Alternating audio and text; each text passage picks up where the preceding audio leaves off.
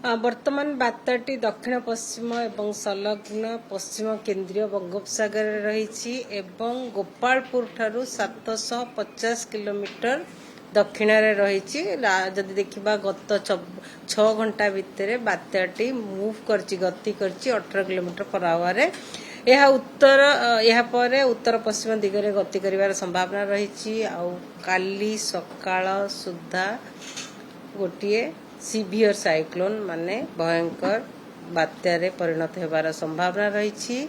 ତା ପରବର୍ତ୍ତୀ ସମୟରେ ଯେମିତିକି ସନ୍ଧ୍ୟା କିମ୍ବା ରାତ୍ରି ସମୟରେ 28 ତାରିଖର ସନ୍ଧ୍ୟା କିମ୍ବା ରାତି ସମୟରେ ଏହି ବାତ୍ୟାଟି ମାନେ ଭୟଙ୍କର ବାତ୍ୟାଟି କ୍ରସ୍ କରିବ ଆମର କାକିନାଡା ପାଖାପାଖି ମଛଲିପଟ୍ଟନମ ଆଉ କଳିଙ୍ଗପଟ୍ଟନମ ମଧ୍ୟରେ ଆନ୍ଧ୍ରପ୍ରଦେଶର ଉପକୂଳ ଦେଇ ଅତିକ୍ରମ କରିବାର ସମ୍ଭାବନା ରହିଛି। ବାତ୍ୟାଟି ଅତିକ୍ରମ କରିବା ବେଳେ ତାର ଇଣ୍ଟେନ୍ସିଟି ରହିବ ସିଭିୟର ସାଇକ୍ଲୋନ କିମ୍ବା ଭୟଙ୍କର ବାତ୍ୟା ଓ ସେତେବେଳେ ପବନର ଗତି ରହିବ 90 to 100 kilometre per hour, gusting to 110 kilometre per our.